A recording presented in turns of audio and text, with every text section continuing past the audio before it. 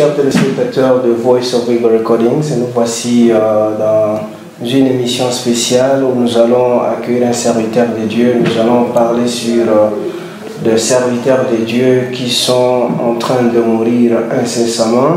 La fois dernière, il y a eu la mort du pasteur Gustave, la mort du pasteur Olivier Ilunga, la mort de notre frère Kabea. Bienvenue pasteur dans notre émission. Merci. Merci d'accepter de répondre à nos questions. Aujourd'hui, il y a beaucoup de morts qui sont en train d'être vus partout parmi les frères des croyants du message du temps de la fin. Quelle image cela donne aujourd'hui? Merci bien-aimé pour m'avoir accordé votre plateau encore pour donner mon point de vue là-dessus au sujet de départ de serviteurs de Dieu à la maison, parce que ce sont des départs que nous observons ces derniers temps, des départs massifs. D'abord, je tiens à présenter toutes mes condoléances aux familles de ces grands vaillants serviteurs de Dieu qui sont rentrés à la maison ces derniers temps. À part cela que tu as dit, le pasteur Mavingu et les autres serviteurs de Dieu qui nous ont précédés dans la gloire, que leur âme repose en paix et que Dieu puisse consoler leurs églises, leurs épouses, leurs familles. Et je pense que la mort peut avoir plusieurs causes, surtout la mort des croyants. D'abord, pour ceux qui sont restés, c'est un moment d'interpellation, parce que Salomon dit qu'il préférait qu'on l'invite dans une maison de deuil qu'une maison de fête. Parce que quand on est là où il y a le deuil, on réfléchit deux fois. N'est-ce pas? On essaie un peu de penser à sa vie. Quand le temps arrivera, qu'est-ce que moi je serai? Parce que qui que vous soyez, quand la mort vient, il n'y a que Dieu qui puisse l'empêcher de vous prendre.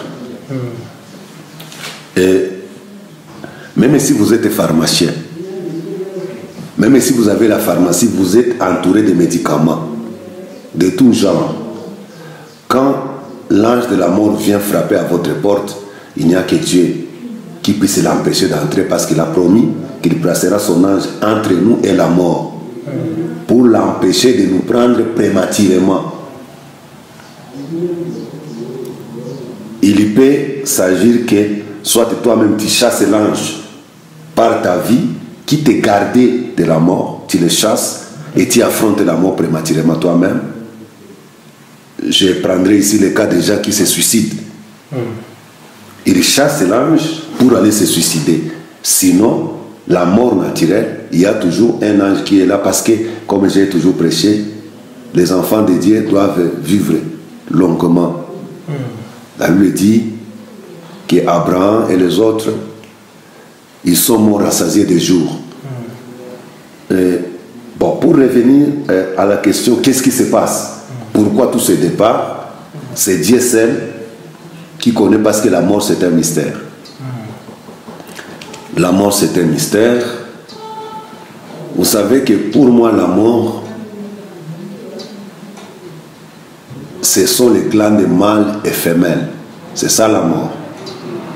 C'est comme ça que moi j'interprète la mort. Parce qu'avant, Adam que Dieu avait créé, il n'avait pas de glandes mâles et femelles. Il ne pouvait pas convoiter une femme. Il ne pouvait pas se multiplier par accouplement. Alors quand le diable est venu, il a amené sa méthode d'accouplement et il est allé coucher avec Ève. Et quand le diable a couché avec Ève, le serpent a couché avec Ève, il a laissé les glandes mâles et femelles dans le corps de Ève. Et aussitôt, la mort s'est installée. Les glandes mâles et femelles sont responsables du vieillissement du corps humain. Avant que ça n'entre dans le corps de Ève, Ève aussi à son tour a couché avec Adam, il a transmis ça à Adam. Et nous tous, nous avons été représentés dans cette chute-là. Or, Dieu avait dit, les jours où vous mangerez à ces fruits, les jours où vous allez vous rencontrer sexuellement, vous mourrez aussitôt. Donc Dieu savait que si le diable, si quelqu'un amène cette sensation dans les corps auront le temps à vivre sur la terre. C'est ça la mort en fait. Alors quand elle vient sortir, le diable a laissé les sensations en elle et elle pouvait sentir à un moment donné, il a besoin d'aller vers un homme. Comme les animaux et les autres, pour se reproduire. Donc le diable lui a amené une autre méthode. Alors quand il a laissé les sensations dans le corps de Ève, directement Ève a reçu la mort en elle. Et on a commencé à voir ça. Les cheveux commencent à devenir blancs, les dents commencent à pourrir et sortir, les rides commencent à sortir, et ça, ce sont les effets de la mort. Et désormais, comme c'était la loi de Dieu, que les jours où tu mangeras, tu mourras, et nous sommes ses enfants, cette loi s'est appliquée à toute la descendance humaine, à toute la descendance d'Adam.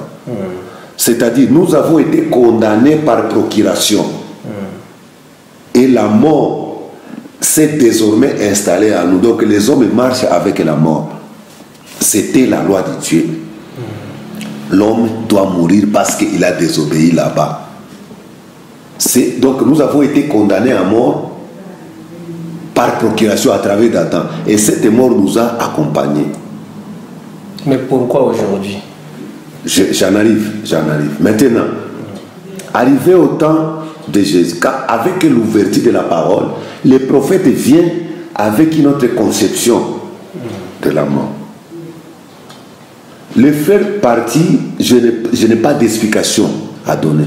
Je comprends seulement que le temps est arrivé, parce que quand ton temps arrive, que Dieu puisse te récolter, surtout des serviteurs de Dieu, on n'y peut rien. On n'a pas d'explication à donner. Que ce soit par corona, que ce soit par diabète, que ce soit par cancer, que ce soit par n'importe quelle maladie, quand le temps arrive pour Dieu de récolter son serviteur, il le fait sans demander l'avis de personne. Je n'ai pas d'explication à donner, mais j'aimerais pour ceux qui sont restés des serviteurs de Dieu qu'ils comprennent que c'est le chemin de tout le monde, comme le prophète Aïe en parle dans Shalom, il en parle aussi dans les choses qui doivent arriver, je vais dire ça. Mais nous qui avons reçu le message de Frère Branham, il y a une touche du Saint-Esprit que le Frère Branham a amené. Parce que moi qui vous parle ici, je ne crois pas que tous nous mourrons. Beaucoup de gens défendent ça. Mais moi je suis de ceux-là qui ne croient pas que tous nous serons enterrés. Non, le Frère Branham n'a pas enseigné ça. Le Frère Branham, quand il enseigne, c'est ce que je disais là, le Frère Branham, écoutez ce que le Frère Branham dit. Il nous a donné un conseil important ici. Avant d'arriver là-bas, justement, vous dites que tous, nous ne mourrons pas. Et ceux-là qui ne mourront pas, où est-ce qu'ils iront? Ceux qui ne mourront pas. Parce que vous venez aussi de dire que sur le chemin, la mort sur le chemin de tout le monde. Et vous dites encore que nous ne mourrons pas tous.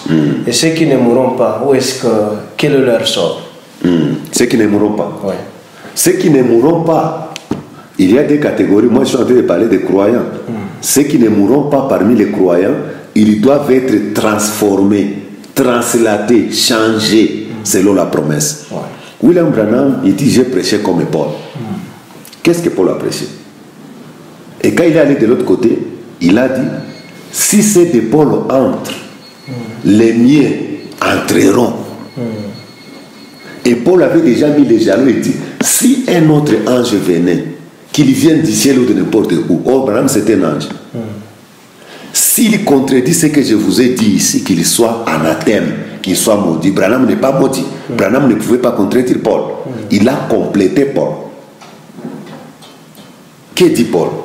1 Corinthiens 15, 50. Oui. Écoutons d'abord ce que Paul dit. Parce que le problème, je cherche une citation ici, si Dieu me fait grâce, je vais trouver ça.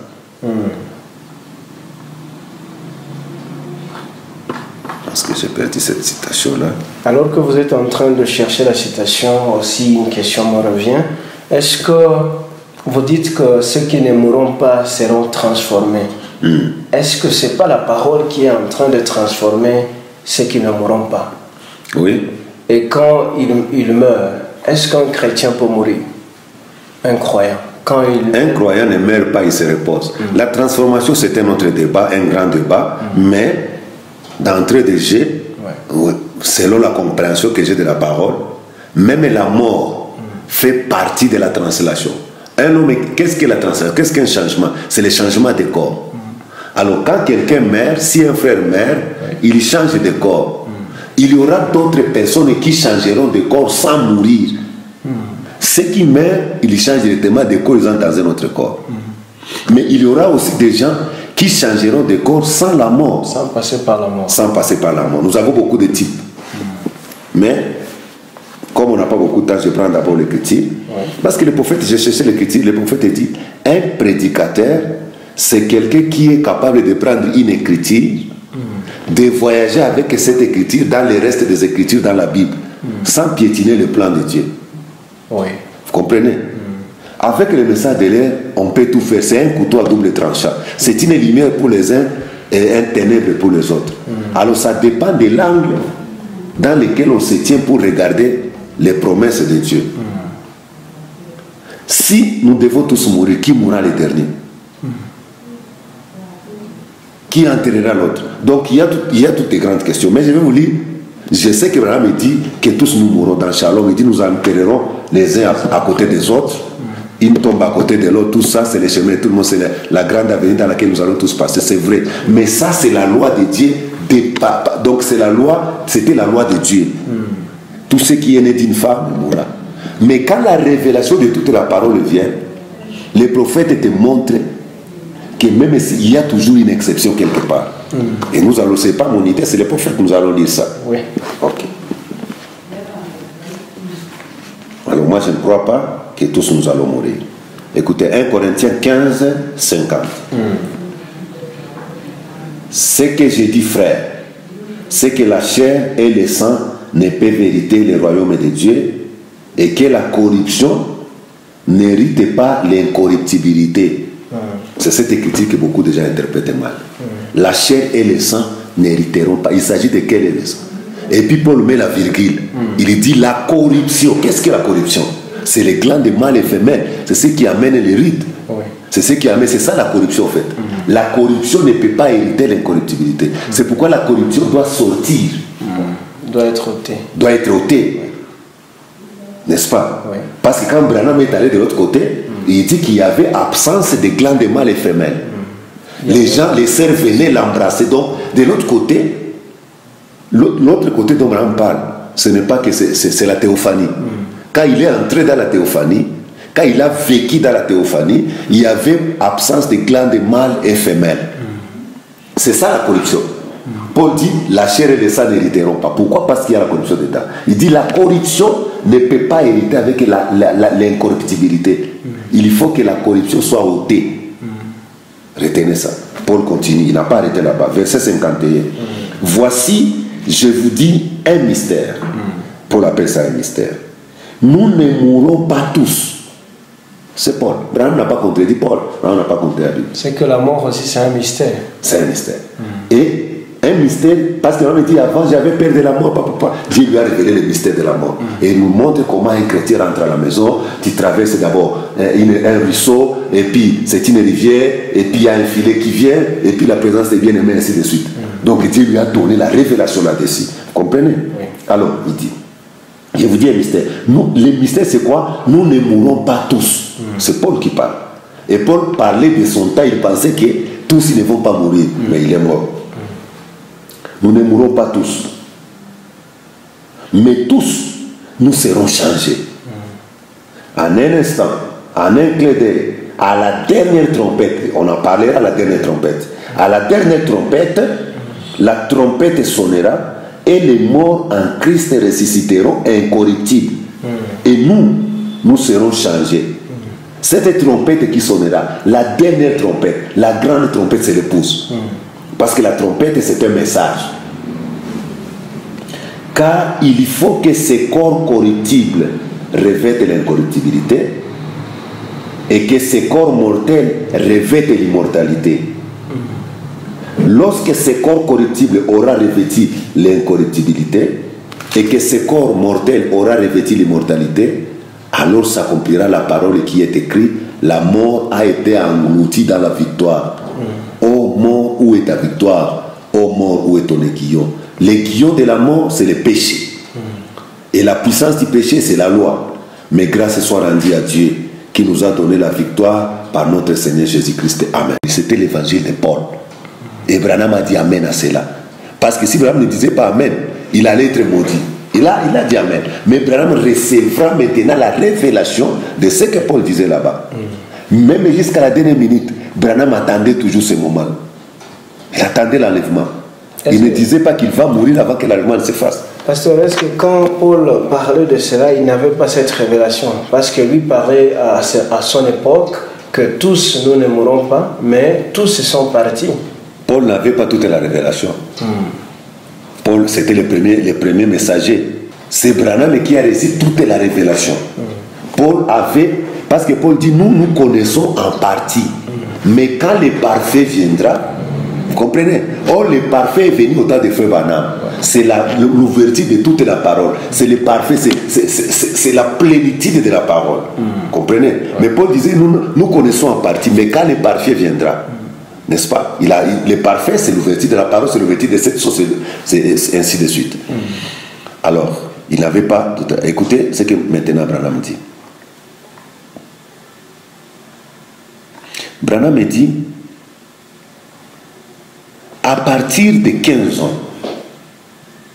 vous n'êtes encore qu'un adolescent, qu'un enfant, alors vous mûrissez jusqu'à ce que vous ayez 20 ans. Je suis dans les Fils de Dieu manifestés, prêché le 18 mai 1960, paragraphe 61.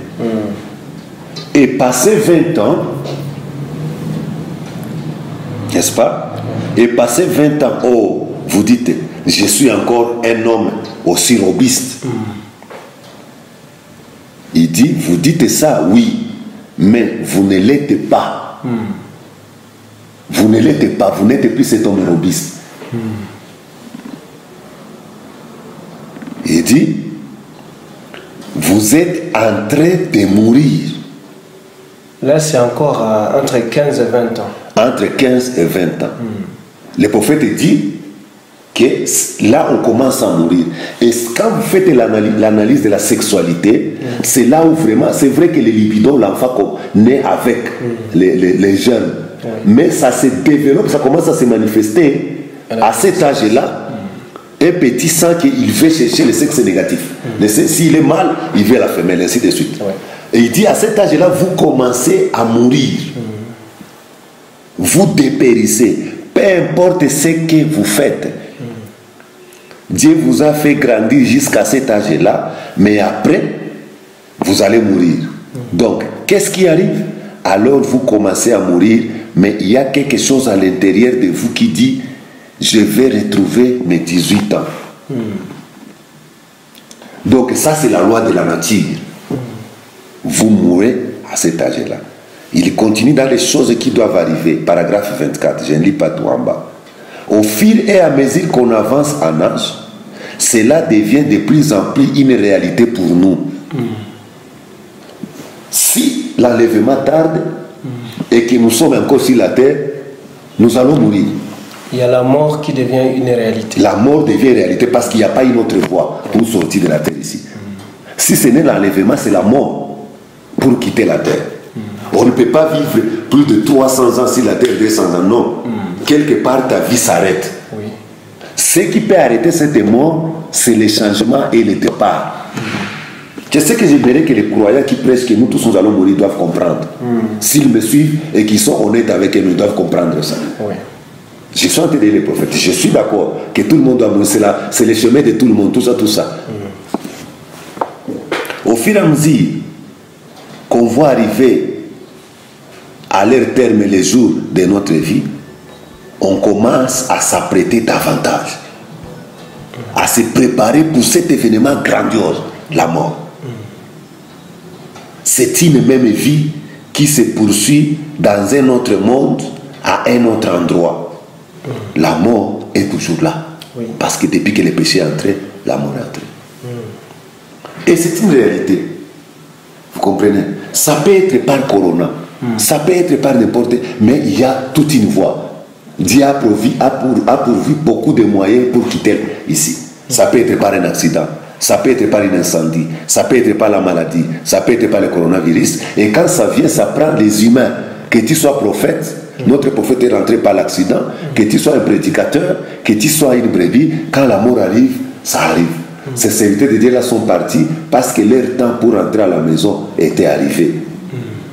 Ce n'est pas que Dieu voulait diminuer le nombre de prédicateurs qu'il y a sur la terre ou de musiciens, non. C'est le temps de Dieu qui est arrivé. C'est le temps de Dieu qui est arrivé. Est-ce qu'il y a un rapport entre la mort et la perdition? Bon, je ne vois pas de rapport. Parce que quand on quitte la terre avant l'enlèvement, le prophète dit qu'il y a des destinations. Il y a ceux qui vont dans la 6e dimension et il y a ceux qui vont dans la 5e dimension.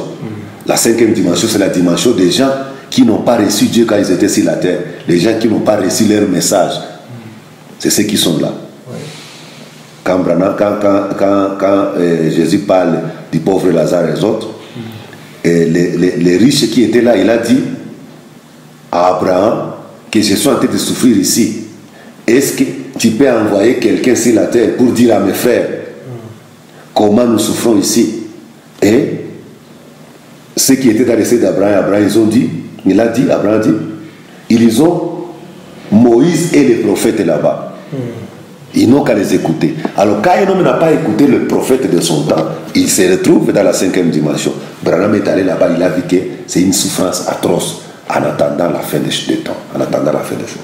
Et il y a la 6e dimension. Si la mort arrive et que tu as été fidèle, tu as marché fidèlement devant Dieu, tu entres dans la 6e dimension. Je rappelle en passant ici que la 6e dimension, c'est la théophanie. C'est la dimension de théophanie. C'est là où le frère Branham était allé visiter. Que dire, oui, justement, avant de continuer, que dire à ces familles éprouvées qui ont manqué leur bien-aimé? Est-ce qu'ils vont encore le retrouver quelque part? Ils vont le retrouver. Aussitôt qu'ils changent et aussi de dimension, sont des chrétiens, ils vont les retrouver. Ce sont des frères qui nous attendent. Il y a un rassemblement qui est en train d'être fait. De l'autre côté, tout celui qui quitte la terre et a été fidèle à Dieu, il entre dans les groupes de frères qui attendent. Okay. Ils ne sont pas morts là-bas, ils attendent, donc ils déposent le corps, ils reviendront prendre le corps dans lequel ils ont vécu, mais où il y a l'absence des glandes mâles et femelles, et ça sera maintenant le corps glorifié, parce que le corps glorifié, ce sont les 16 éléments de la terre, plus la théophanie, ça constitue le corps glorifié. Mais comme ils seront dans la théophanie, ils vont s'embrasser avec la terre. Et comme Dieu, à l'âge de 18 à 21 ans, il prend notre photo, il garde dans sa bibliothèque. Dieu prendra cette photo et donnera l'image de cet homme-là. Ça sera un homme parfait. Mais laissez-moi toucher ici. Le prophète dit, dans les choses qui doivent arriver, prêcher le 5 décembre 1965. Le 4 décembre, il avait prêché l'enlèvement. À la fin de la prédication enlèvement, le prophète se retrouve avec 8 pages. Se retrouve avec 8 pages qu'il n'a pas touchées. Il y revient avec à la chair, en train de prêcher sur les choses qui doivent arriver. Les jours suivants. Les jours suivants. Oui. Les choses qui doivent arriver. Prêcher le 5 décembre 1965. Paragraphe 23. Ici, le prophète a parlé des choses terribles. Oui. Même pour l'enlèvement. Quand il revient dans cette prédication, il dit que l'enlèvement, c'est une chose qui doit arriver dans le futur. Il est en 65. Things. Donc, je ne sais pas comment il dit ça en anglais, mais en français, ils n'avaient pas bien traduit ça. En anglais, le prophète dit que c'est la chose qui doit arriver in the future. La chose qui doit arriver dans l'avenir, l'enlèvement. Il dit que c'est en 65, en train de prêcher ici, en 65, le 5 décembre, il est à quelques jours, à quelques semaines de sa mort. Il dit que l'enlèvement, c'est une chose qui doit arriver dans le futur. En anglais, il met in the future. par rapport à ces jours-là. Donc, me dire que l'enlèvement s'est passé en 63, ce n'est pas comprendre le prophète William Branham. Parce qu'en 65, il dit que c'est une chose, parmi les choses qu'il énumère, des choses à arriver, il dit que l'enlèvement aussi, c'est une chose à arriver. Mais je ne suis pas là, ce n'est pas ta question. Je suis en train de parler de la mort de ces sociétés qui sont partis. Maintenant, je m'intéresse à ceux qui sont restés. Parce qu'à ceux qui sont partis, on ne peut rien changer, c'est juste donner la consolation à les familles. Paragraphe 23, les choses qui doivent arriver. Il n'y a qu'une seule prédication, il apprécie les choses qui doivent arriver. Il dit, paragraphe 23, bien. Puisque nous avons dit que c'est un passage utilisé pour les funérailles, il parle de Jean 14, souvenez-vous, la mort est là. La mort est là, souvenez-vous, la mort est là. La mort est là devant nous. Et nous ne savons pas, si, il y a peut-être déjà dans ces bâtiments ici. Les prophètes parlent. J'aime quand William Branham parle. Vraiment, parce que moi je suis son fils. William Branham c'est mon père. Lui, c'est le grossiste. Et moi je suis le détaillant. Tu comprends? Il dit, il y a peut-être des gens dans ces bâtiments qui ne sortiront pas d'ici vivants quant à cette vie physique. Donc la mort peut les frapper n'importe quand. Voilà à quel point elle est incertaine. D'ici 5 minutes, il se peut que des jeunes gens en pleine santé qui sont dans ces bâtiments soient réduits à des cadavres. D'ici 5 minutes, c'est vrai.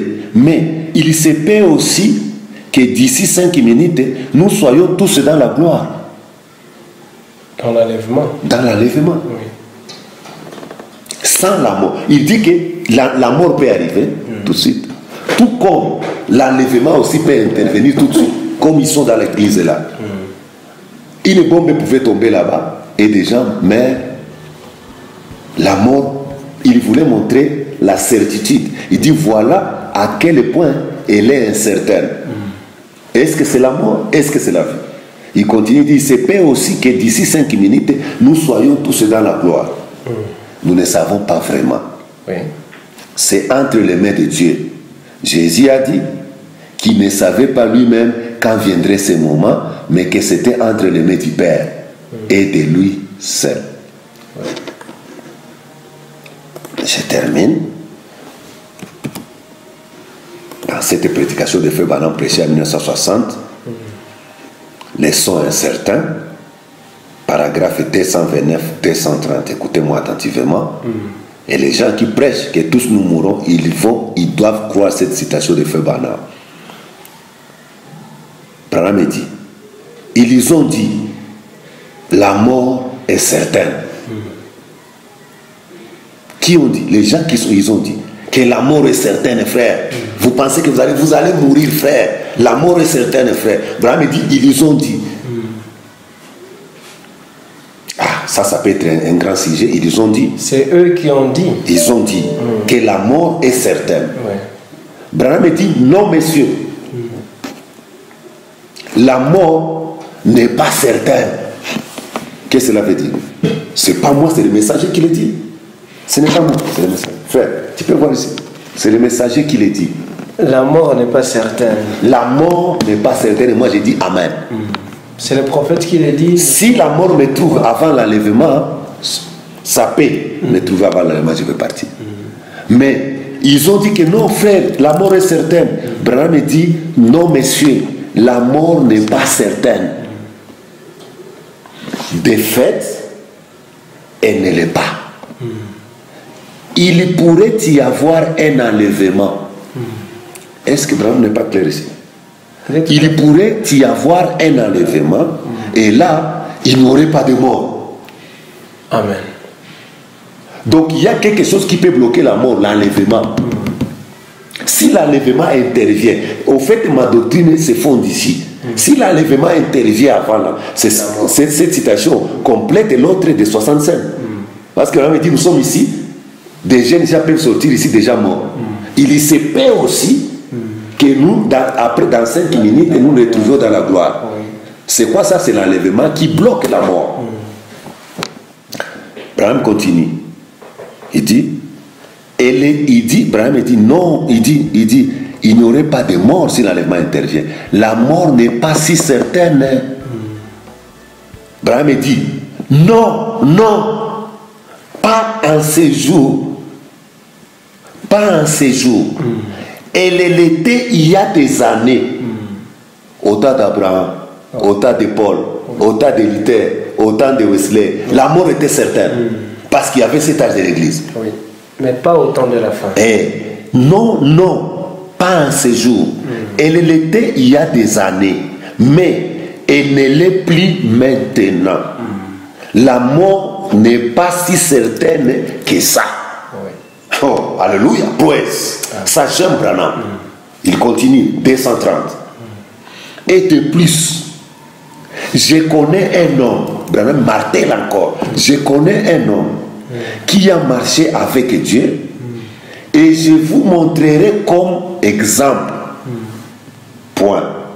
Et un jour, il s'est fatigué de marcher, aussi il est devenu très léger et il a commencé à s'élever et est rentré à la maison avec Dieu.